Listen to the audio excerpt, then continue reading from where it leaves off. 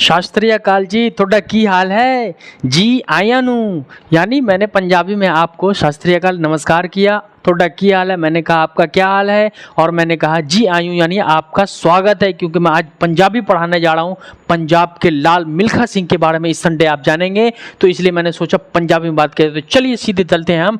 The flying Sikh Milkha Singh, जी हाँ, मिल्खा सिंह वही जिसके नाम पर 2013 में फिल्म बनी थी, वही मिल्खा सिंह जिसे हम फ्लाइंग सिख के नाम से जानते हैं। तो सबसे पहले शुरू करते हैं कि मिल्खा सिंह जिसे हम उड़न सिंह के नाम से भी जानते हैं, मिल्खा सिंह को उड़न सिंह के भी नाम से जानते हैं। इनका जन्म 1929 को गोविंदपुर पंजाब, जो कि अभी पाकिस्तान में चला गया। कहाँ हुआ था इनका जन्म? इनका जन्म 1929 में गोविंदपुर पंजाब में, जो अभी पाकिस्तान में चला गया है। इनकी माता का नाम था निर्मल कौर। मिल्खा सिंह जिसका पूरा नाम मिल्खा सिंह है, मिल्खा सिंह की माता का नाम जो था वो निर्मल कौर था। और मिल्खा सिंह की मृत्यु जो है वो 18 जून 2021 को, यानी 21 वर्ष की आयु में इनका देहांत हो जाता है। कब? मृत्यु 18 जून 2021, यानी कि 91 वर्ष 91 ईयर के आयु में इनकी देहांत हो जाती है। इनको अपना घर बार छोड़ करके भागना पड़ता है। क्यों? क्योंकि 1947 पिटीशन का समय आ चुका था, देश भगदड़ मच चुका था, और इनके आंखों के सामने ही इनके माता पिता की हत्या की जा रही थी। जब ये भागे तभी इनकी जान बची, और इनके आंखों के सामने इनके पिता की माता की हत्या हो रही थी। इनके पिता ने मिल्खा सिंह को आखिरी शब्द, मौत से पहले एक शब्द कहा इनके पिता ने कि भाग मिल्खा भाग, और मिल्खा सिंह वहां से भागे, तभी जाकर के मिल्खा सिंह की जान बची, और ये मिल्खा सिंह द फ्लाइंग सिख के नाम से जाने लगे। मिल्खा सिंह को दौड़ने की ललक बचपन से थी। इनकी जिंदगी तब बदली जब ये इंडियन आर्मी में शामिल हो गए, और 1951 में इंडियन आर्मी की तरफ से 500 लोगों की दौड़ हुई, और उस दौड़ में मिल्खा सिंह भी जीते और जीत गए। जब मिल्खा सिंह जीते तो उनकी आंखें भर आई। क्यों? तो मिल्खा सिंह जीते क्यों? मिल्खा सिंह इसलिए नहीं जीते कि वो रेस में तेज दौड़ते थे, मिल्खा सिंह इसलिए नहीं जीते कि उन्हें दौड़ना आता था, मिल्खा सिंह इसीलिए जीते क्योंकि उनके पास गोल था। उन्होंने अपना गोल सेट कर लिया था। क्यों? क्योंकि इंडियन आर्मी के रेजिमेंट में कह दिया गया था कि 500 की दौड़ में जो पहले जीतेगा उसे जो दूध का गिलास पीने को मिलता उससे बड़ा दूध मिलेगा, उससे बड़ा दूध का गिलास मिलेगा। और मिल्खा सिंह ने उस गोल सेट कर लिया था कि वो दूध मुझे पीना है, और उसी गोल के पीछे, उसी लक्ष्य के पीछे मिल्खा सिंह दौड़ते गए। जुनून दूध का था, लेकिन जीत गए। 500 लोगों में प्रथम स्थान प्राप्त कर लिया, वो दौड़ जीत गए। ये मिल्खा सिंह 80 इंटरनेशनल दौड़ दौड़े। कितने? 80 इंटरनेशनल खेल खेले, दौड़ दौड़े, और जिसमें से 77 जीत लिया, वो भी इंटरनेशनल। आज तक इतिहास में कोई माय का लाल पैदा नहीं हुआ हो जो 80 मैच में से 77 मैच जीत लिया हो, और मिल्खा सिंह ने ऐसा इतिहास बना दिया। और ये बात भी सच है कि मिल्खा सिंह दौड़ते दौड़ते वो ट्रेन से भी अपनी रेस लड़ते थे। जब वो जहाँ रहते थे वहाँ के सामने से रेलगाड़ी गुजरती थी, ट्रेन गुजरती थी, तो वो ट्रेन से दौड़ जाया करते थे। ट्रेन के सामने साथ साथ दौड़ के वो उससे रेस लड़ा करते थे कि तो कौन जीतता है। और मिल्खा सिंह को पता ही नहीं था कि दौड़ते दौड़ते एक दिन वो उड़ने लगेंगे और फ्लाइंग सिख के नाम से जाने लगेंगे।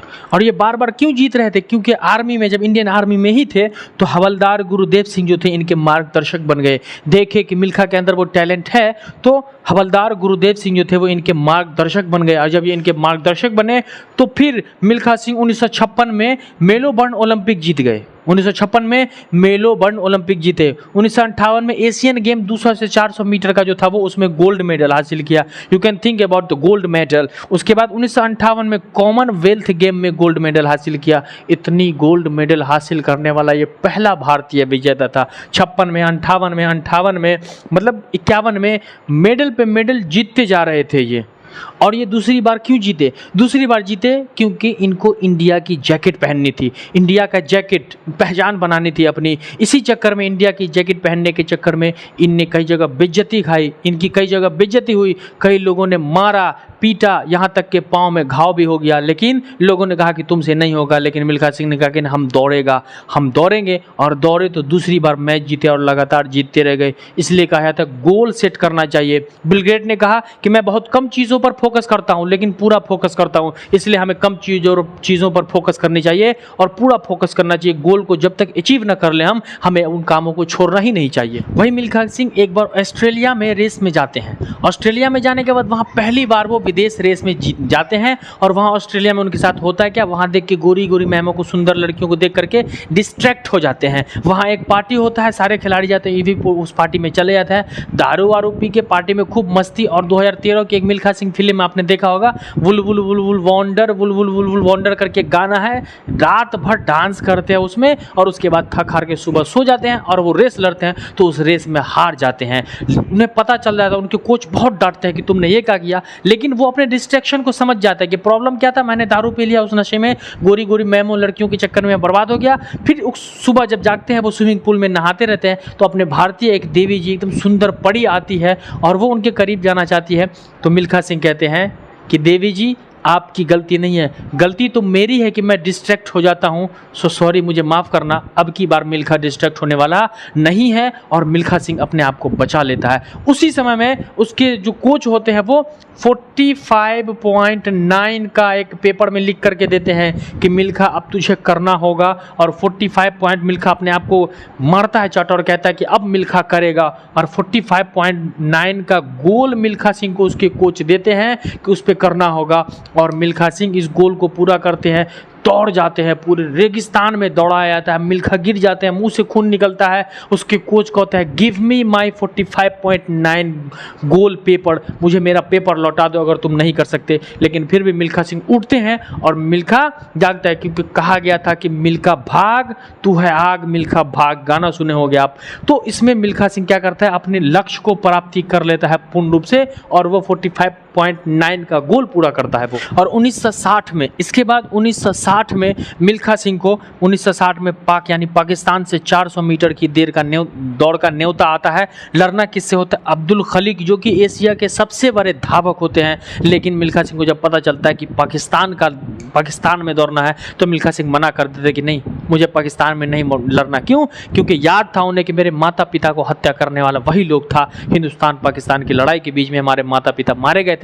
मिल्खा सिंह साफ तौर पर मना कर देते कि मैं नहीं लड़ूंगा। लेकिन उस समय के भारत के प्रधानमंत्री नेहरू जी कहते हैं कि नहीं मिल्खा, आपको लड़ना होगा, देश के लिए लड़ना होगा। और मिल्खा सिंह जो होते हैं वो भारत के प्रधानमंत्री नेहरू की बात मान लेते हैं और नेहरू की बात मान करके वहां जाते हैं पाकिस्तान में। और बहुत बड़े एशिया के सबसे बड़े धावक अब्दुल खलीक जो होते हैं उनके साथ रेस लड़ते हैं और उन्हें बुरी तरह से पाकिस्तान की सरजमी पर हरा करके आते हैं। तब मिल्खा सिंह को अपने देश का बदला मिलता है और वहां पाकिस्तान के जनरल अयूब खान, कौन? जनरल जो अयूब खान होते हैं पाकिस्तान के, वो फ्लाइंग सिख के नाम से भरी मैदान में खड़े होकर कहते हैं कि मिल्खा तुसी दौड़े नहीं, तुसी उड़े हो। और वहीं पर मिल्खा सिंह को 1960 में ही कहा गया था द फ्लाइंग सिख, जिसे मैंने यहाँ बताया उड़न सिंह के नाम से। तो ये उड़न सिंह जो था वो पाकिस्तान में ही मिल्खा सिंह को कहा गया था। कहने वाले कौन था?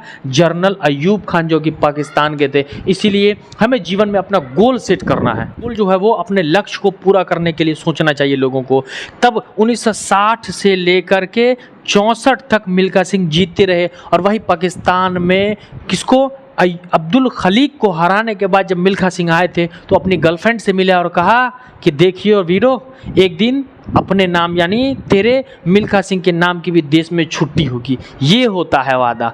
मिल्खा सिंह ने अपनी गर्लफ्रेंड से कहा कि देखना वीरो, देखना लाडो, एक दिन तेरे मिल्खा के नाम की भी देश में छुट्टी होगी। और देश में छुट्टी होती है मिल्खा सिंह की। तो ऐसे धावक थे मिल्खा सिंह। मिल्खा सिंह की बात, मिल्खा सिंह ने अपने जीवन में लक्ष्य बनाया, हर गोल बनाया और गोल को फोकस करते गए। तो आपका जीवन में क्या गोल है? आप क्या करना चाहते हो? आपको पाकिस्तान से नहीं लड़ना है, आपको ऑस्ट्रेलिया जाकर के नहीं लड़ना है, आपको पहले अपने आप में लड़ना है, अपने आप से लड़ करके जीतना। वीडियो देख के बर्बाद नहीं करना। वीडियो देख के अभी कलम कॉपी उठा करके आप अपना गोल सेट करो और गोल पे मेहनत करो। मिल्खा सिंह ने जैसे किया था कि पहली बार दूध के लिए लड़े थे, दूसरी बार इंडिया की जैकेट पहनने के लिए लड़े थे, तीसरी बार जब डिस्ट्रैक्ट हुए ऑस्ट्रेलिया में तब भी वो अपने आप को बचा लिए, चौथी बार फिर यहाँ पाकिस्तान में लड़े और जीते। वो जब पाकिस्तान में वो लड़ रहे थे तो उन्हें कहा गया था कि मिल्खा सिंह ये तुम्हारी आखिरी दौड़ भी हो सकती है। लेकिन मिल्खा सिंह ने कहा था कि दौड़ूंगा भी वैसे ही। और दौड़ते हैं तो किसे हरा देते हैं? अब्दुल खलीक, जो कि एशिया का सबसे बड़ा। तो आपके यहाँ पर कोई बड़ा नहीं है। If you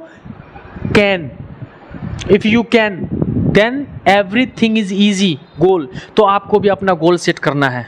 ji, goal set करना है कि सोशल मीडिया में कितनी देर यूज़ करूँगा, मैं घूमूंगा कितने देर, मैं सोऊंगा कितने देर, मैं पढ़ूंगा कितने देर, मैं खाऊंगा कितने देर। बिना गोल के यकीन मानो आप कुछ भी नहीं कर सकते। मिल्खा सिंह से जब पूछा गया तो मिल्खा सिंह ने कहा, उनके कोच पवन मल्होत्रा जो थे, मिल्खा सिंह ने कहा कि अगर मिल्खा 80 में 77 मैच जीता है तो पूरा का पूरा श्रेय हमारे कोच को जाता है, पवन मल्होत्रा को। मिल्खा सिंह ने अपने हर जीत का श्रेय अपने कोच पवन मल्होत्रा को दिया। आपके जीवन में भी कोच होना चाहिए। ये थे मिल्खा सिंह, टोटल का टोटल श्रेय, क्योंकि माता पिता के देहांत के बाद अगर किसी ने संभाला तो उनके कोच पवन मल्होत्रा ने, सारे कोचों ने उसके संभाला। इसलिए मिल्खा सिंह ने कहा कि अगर मैं जो भी कुछ हूँ, जो भी जीता हूँ, तो वो सारा का सारा श्रेय मैं अपने कोच को देता हूँ। इसीलिए अपने जीवन को ऐसे, अपने जीवन में गोल पेपर में नोट करो, लिखो और अपना गोल सेट करो। तो मैं आपको 4 रूल्स बता रहा हूँ, इस रूल्स को आप फॉलो करोगे तो आप भी मिल्खा सिंह तो नहीं लेकिन बड़े आप भी बन सकते हो। पहला रूल आप कह रहा हूँ मैं, फोकस ऑन योर गोल। आप अपने जीवन में एक लक्ष्य बनाओ और उस लक्ष्य को ही देखो। जैसे मिल्खा सिंह ने पहली बार दूध के लिए लड़ा, दूसरी बार इंडिया की जैकेट के लिए लड़ा। ये होना चाहिए। आपको अपना पहला गोल सेट करना है कि आपको लड़ना है, लड़ के लेना है उस चीज़ को। और जब तक एक गोल को प्राप्त न कर लो, दूसरा सपना तैयार मत करो। उस सपने को पूरा करो, फिर दूसरा सपना देखो। दूसरी बात मैं आपको बता रहा हूँ, आइडेंटिफिकेशन ऑफ डिस्ट्रैक्शन, यानी आप भटकते किन चीज़ों को हो, कौन ऐसी चीज़ है जो आपको ज़्यादा भटका रहा है। ये आप अच्छे से जानते हो कि कौन है जो आपको भटका रहा है। आपका मोबाइल, आपका दोस्त, आपकी नींद, आपका जागना, आपका खेलना, आपका सोना, क्या है, what is in your life, who is distracting you. आपको कौन है जो आपको डिस्ट्रैक्ट कर रहा है, तो उसको पहचान करके उसको मार देना है। तीसरा रूल यह है कि raise your standard. Milkha Singh अपने स्टैंडर्ड को बढ़ाते थे, आपको अपना स्टैंडर्ड बढ़ाना है। जब वो दौड़ते थे तो छोटे से कप में वो गंजी निकाल करके अपने पसीने को निचोड़ते थे, लेकिन उन्होंने कहा कि नहीं, अब वो बाल्टी रखते थे और इतना दौड़ते थे कि पसीने से पूरे बाल्टी को भर देते थे। रेज योर स्टैंडर्ड, अपने आप को बढ़ाओ, आप ऊपर करो। आपको भी अपना एक लिखित रूप से रखना है और आपके अपने स्टैंडर्ड को बढ़ाना है। और लास्ट कह रहा हूँ, 4 कोच इन योर लाइफ। आपके जीवन में भी कोच होना चाहिए। मिल्खा सिंह के जीवन में कोच पवन मल्होत्रा थे, सारा श्रेय पवन मल्होत्रा को दिया, लेकिन नाम आज पवन मल्होत्रा का नहीं है, नाम तो मिल्खा सिंह द फ्लाइंग सिख, उड़न सिंह का हो रहा है। तो कोच का नाम उतना नहीं होता जितना करने वाले का होता है। आपको अपने जीवन में एक कोच बनाना होगा। बिना कोच के, विदाउट गुरु बिन गुरु नो ज्ञान। बिना कोच के आप जीवन में नहीं आगे बढ़ सकते, ये मैं कहता हूँ। इसलिए अपने जीवन में कोच बनाओ और कोच की बातों को मानो। कोच का तात्पर्य होता है कि कोई भी जो आपको, मतलब कि सेफर्ड होना चाहिए। कहा जाता है कि जिस विद्यार्थी के, जिन लोगों के जीवन में गुरु नहीं ना, वो अंधकार में चला जाता है। इसीलिए कहा जाता है कि आपको तो इन चारों चीज़ों पर आपको रूल्स बनाना है, चारों नियम को फॉलो करना है। मैंने आपके लिए स्पेशल दिया है कि आपको वीडियो, संडे वीडियो मैं क्यों देता हूं कि आपके अंदर एक जोश आए, मोटिवेशन आए, आप भी कुछ करो। आप सिर्फ महान पुरुषों की कहानी सुनोगे नहीं, आपको करना होगा। मैं करवा करके रहूंगा आपसे। आप सिर्फ वीडियो देखने आते हो, नहीं, वीडियो मत देखो, आप उससे बनो। हर संडे को 5% मोटिवेशन आपके अंदर आना चाहिए। आने एक दिन होगा कि सबसे पहले आप अपने डिस्ट्रैक्शन को मार दो। तो मैं उम्मीद करता हूं, आई होप कि आप लोगों को ये वीडियो बहुत पसंद आया होगा। और आपको और भी किसी महापुरुषों की या फिर किसी की भी संडे स्पेशल में कहानी सुननी है तो कमेंट सेक्शन में बताएं। मैं सबके कमेंट को पढ़ता हूँ और आपके लिए स्पेशल वीडियो बनाऊंगा। तो दीजिए आज अपने हसन सर को इजाज़त।